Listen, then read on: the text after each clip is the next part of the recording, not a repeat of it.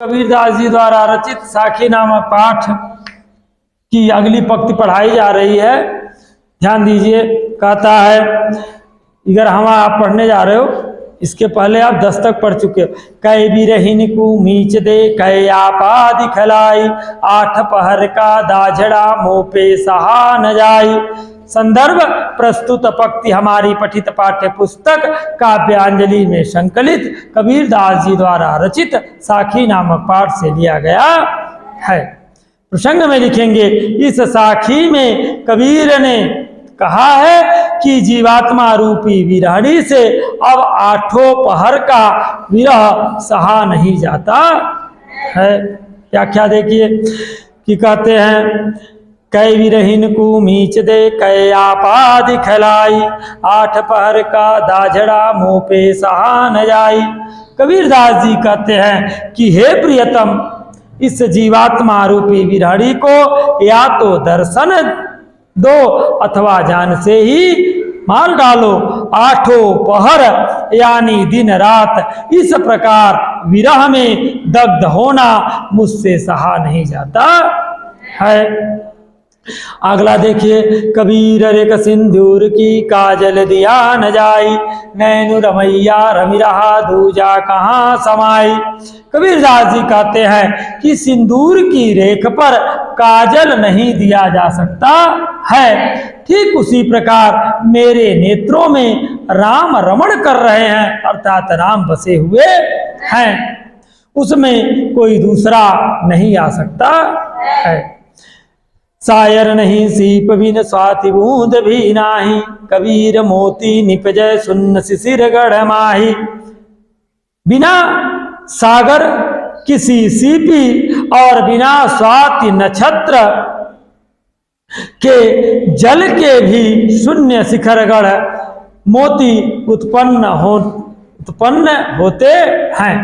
बिना सागर किसी सीपी और बिना स्वाति नक्षत्र के जल के भी शून्य शिखर गढ़ अर्थात सुसुन्ना नाड़ी के ऊपरी भाग में ब्रह्मानंद अथवा ब्रह्म चेतना के मोती उत्पन्न होते हैं।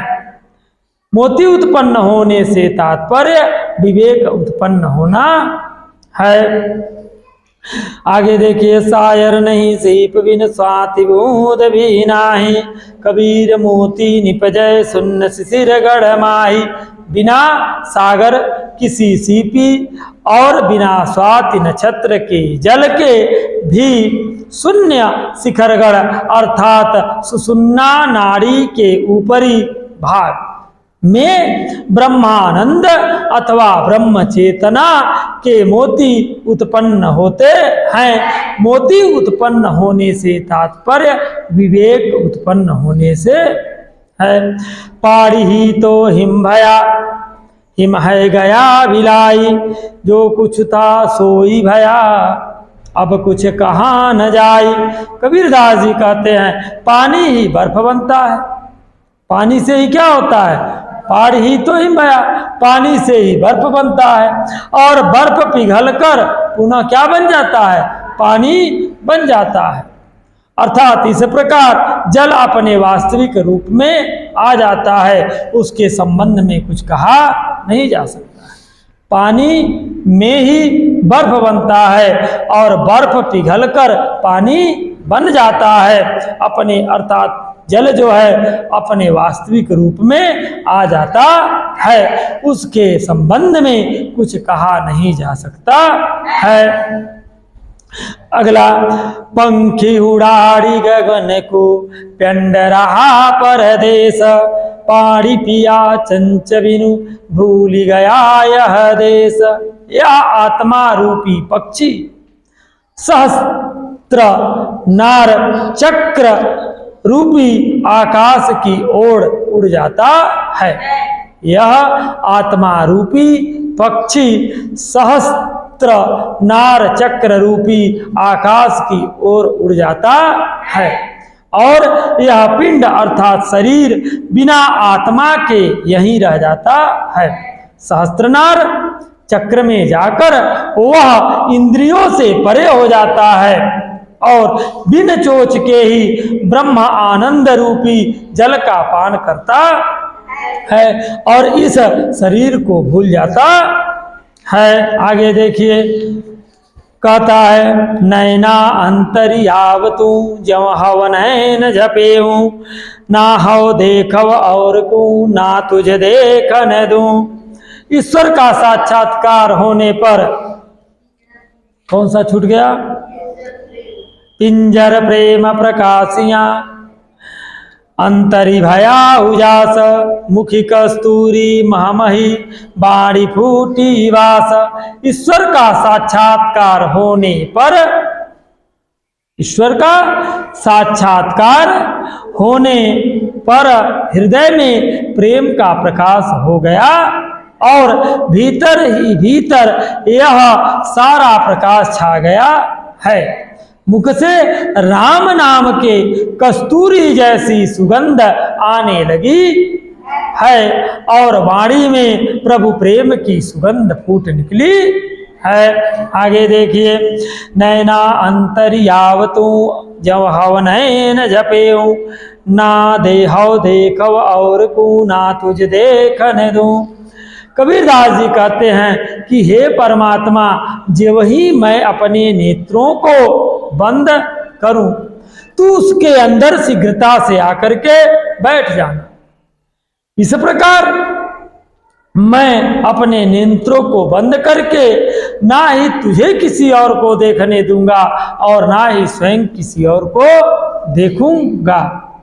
अभिप्राय यह है कि दोनों एक दूसरे के प्रति अनन्य भाव रखें। प्रेम का चरम उत्कर्ष यही है। अगला देखिए, कबीर हरि रस यों पिया बाकी रही न था की पाका कलश कुम्हार का बहुरी चढ़ी न चाकी। कबीरदास जी कहते हैं कि मैंने ईश्वरीय भक्ति का रस इतना छक करके पिया कि मेरी सारी तृष्णा समाप्त हो गई। कबीरदास जी कहते हैं कि मैंने ईश्वरीय भक्ति का रस इतना छक करके पिया कि मेरी सारी तृष्णा समाप्त हो गई है। मैंने मेरे मन में कोई सांसारिक लालच या इच्छा शेष नहीं रही और इस प्रकार मैं जन्म और मृत्यु के आवागमन के चक्र से मुक्त हो गया हूँ। ठीक उसी प्रकार जिस प्रकार कुम्हार का घड़ा जब पक जाता है तो उसे फिर से चाक पर चढ़ने की आवश्यकता नहीं होती। कुम्हार का घड़ा पक जाता फिर नहीं चक्के आप चढ़ाएगा, ठीक है ना। उसी पर आगे देखिए, हेरत हेरत हे सखी रहा कबीर हेराई बूद समानी समद में शोकत हेरी जाई।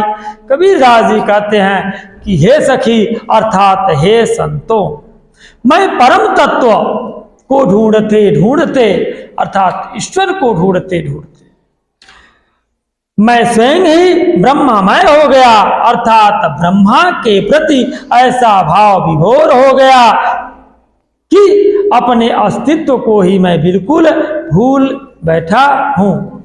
मेरी दशा ठीक वैसे ही हो गई है जैसे जल की बूंद जो समुद्र से अलग हो गई थी और फिर समुद्र में मिल गई है। अर्थात जिस प्रकार समुद्र में मिले जल की बूंद को पृथक नहीं किया जा सकता, उसी प्रकार ब्रह्मा में लीन जीवात्मा को भी अलग नहीं किया जा सकता है। कबीर यहूँ घर प्रेम का खाला का घर नाही शीस उतारे हाथ करी सो घर बैठे माही। कबीरदास जी कहते हैं कि यह घर तो प्रेम का है, मौसी का घर नहीं है जहां हर कोई सरलता पूर्वक प्रवेश पा सके। इसमें जाने के लिए व्यक्ति को सिर काटकर हथेली पर रखना पड़ता है, तब कहीं उसमें प्रवेश का अधिकार मिलता है। भाव यह है कि साधक अपने अहम भाव अर्थात घमंड को पूरी तरह मिटा देता है, तब वह ईश्वर को पा सकता है।